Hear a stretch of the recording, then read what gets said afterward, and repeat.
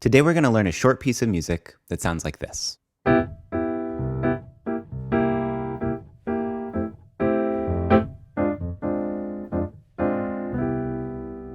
This is our example of bossa nova, the last part in a 10-part series I've been doing on how to add different grooves to a couple of simple chords. So I'll leave the playlist for all 10 grooves here in case you want to start that series from the beginning. And you can also get the sheet music to follow along. That sheet music is available for free at my website. We'll start by looking at the rhythm pattern and how you can learn the coordination of this pattern between your two hands. And then, since we actually aren't just playing two chords anymore, we made things a little more complex than the initial starting chords. We'll also talk a little bit about harmony and how I arrived at these 4 chords and the voicings that I used. The basic rhythm pattern I'm playing sounds like this. You notice I went down to just single notes to practice this rhythm. That's a great way to practice rhythm. You can also just tap on a surface like you're a drummer. And that can make it easier for us to learn pure rhythm before we worry about different chords and different voicings. Very slowly, we can count this rhythm 1 E and a, 2 E and a, 1 E and a, 2 E and a. You'll want to start that slow and then speed it up if you're new to this rhythm. A couple of things that might help. You notice the left hand is just playing quarter notes. 1, a 2, a 1, a 2. The right hand, meanwhile, is always either playing on eighth notes, 1 and 2 and 1 and 2 and, or it's playing on upbeats to the eighth note. So we actually have this pattern where we're on the beat, on the eighth note. Then we're offset from the eighth note on the 16th note upbeat. 1, E,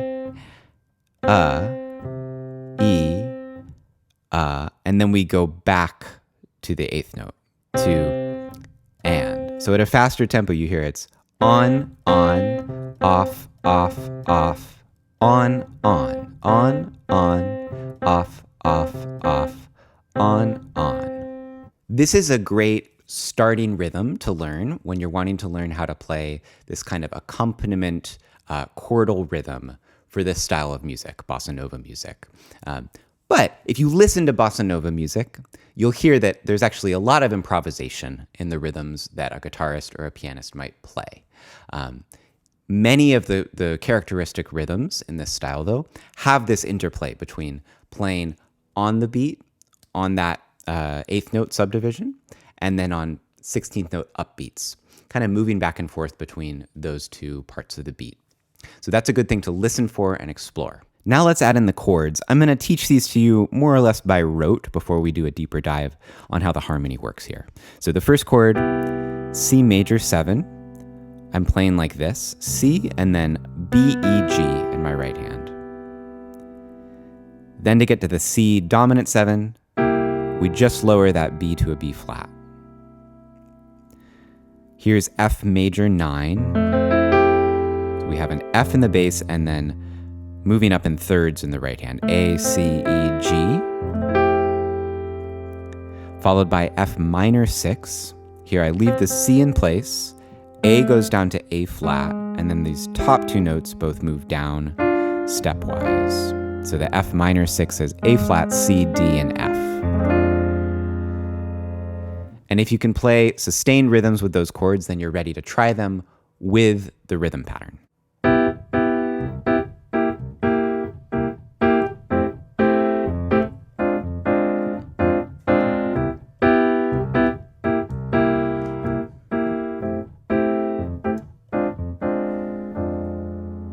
A couple little details to draw your attention to. You notice that in my left hand, I have a little bit of this sense of shorter, longer, shorter, longer.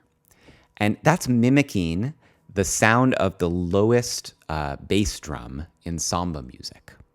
And this is actually why I'm notating this in 2/4 instead of 4/4. You will often see bossa nova rhythms written out in 4/4. Here, I'm just writing it out where everything is 16th notes, and we have 2 big beats in the measure. And that's something that I learned to do from a great percussion teacher at University of Southern California. His name's Aron Serfati. He always pointed out to us that in this style, bossa nova music is very closely related to another style of Brazilian music, samba. And there are really just 2 big beats in the pattern there. 2, 1, 2. So where a lot of people might write this rhythm 1 and 2 and 3 and 4 and 1 and 2 and 3 and 4 and Aron advocated we think of it as 1E and a 2E and a 1E and a 2E and a. And if you can feel that and think of that and the sound of samba rhythm, that will help you with the feeling of your left hand bass. 2, 1, 2, 1, 2, 1, 2. You also want to listen closely to what's happening in my right hand. I'm not playing all of these notes equally short or equally long. Some of them are shorter and longer than others, and that's part of what gives it the feeling that it has.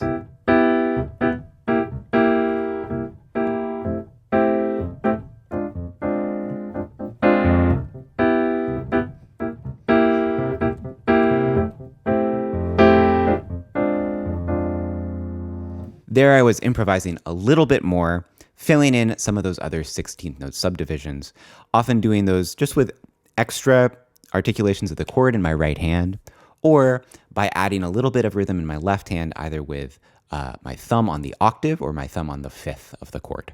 With all these little musical details, you should know, okay, where is that actually coming from? Because I had some good teachers who helped me with those things, but the most important place that I learned more about this style was from listening to great recordings. And that's true for any style of music.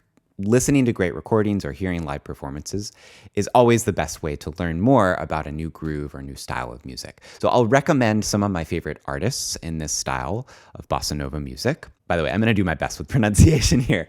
I don't speak Portuguese. So João Gilberto, Astrud Gilberto, Elis Regina. They often were playing compositions by a composer named Antonio Carlos Jobim.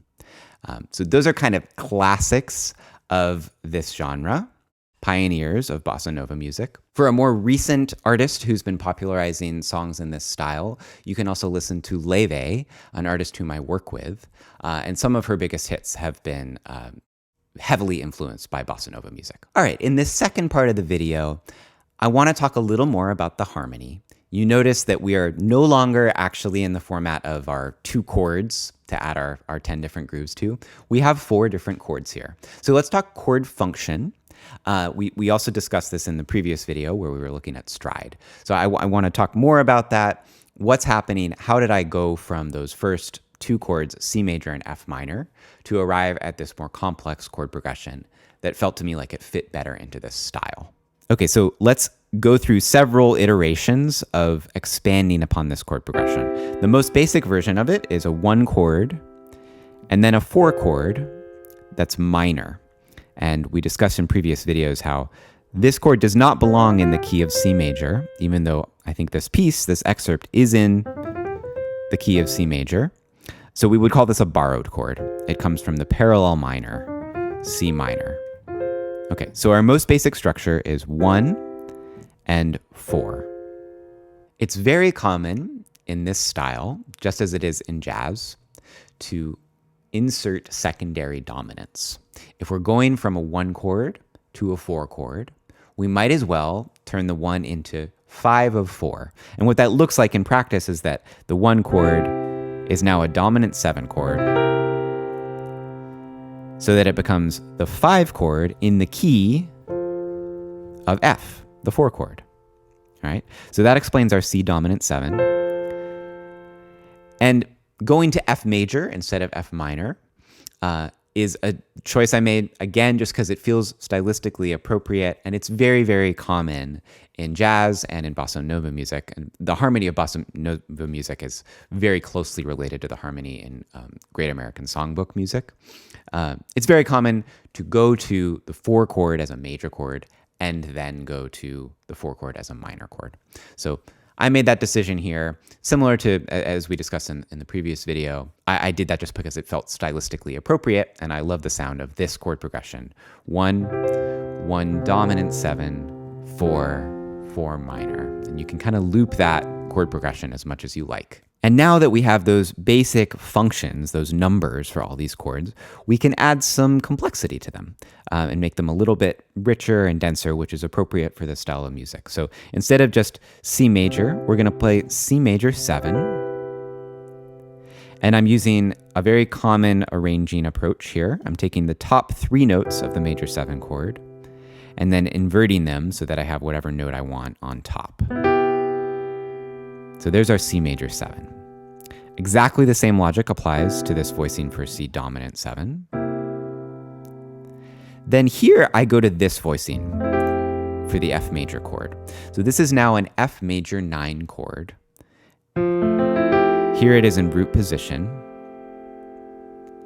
It's called a 9 chord because if we continue labeling the scale degrees starting on F and we go past the octave, this is the 9. This would be 11 or sharp 11, 13.